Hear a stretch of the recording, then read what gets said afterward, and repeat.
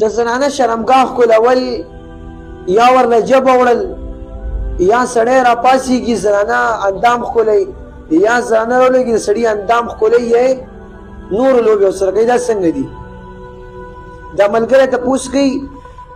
چې دا عمل څنګه دی محترمو قرآن کې الله فرمایي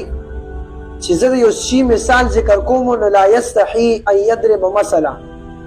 الله که د یو شي مثال ذکر کوي نو پروا نه کوي چې یو مثال ذکر کړي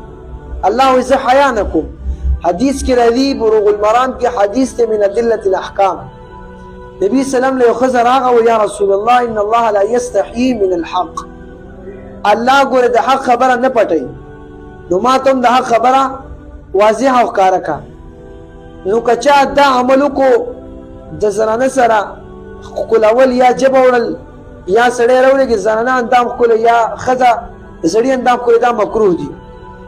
فتاوا عالمګیري کې چې مشهوره په هندي را پنځم جلد کې لیکي بالنوازل اذا ادخل الرجل ذکره فی فم امرأته فقد قیل یکره هغه دا لیکي چې دا کار ناروا او مکروه دی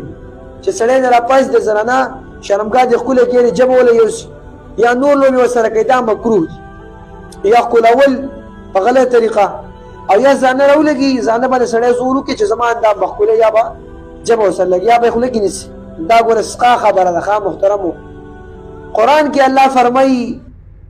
چې انسان ما ډېر ښایسته شکل پیدا کړی لقد خلقنا الانسان فی احسن تقویم زبردست شکل نو دا د شریعت مسله کې خو مه شرمېږئ مه له چا نه حیا کوئ چې الله حیا د یو شي ذکر کړی حیا نه کوي الله زه یو شي حیا نه کوم نه پټوم یو مسله حقه نو بیا تاسو هم تپوس کوئ نو دا یو ضروري مسله وه چې دې ملګري تپوس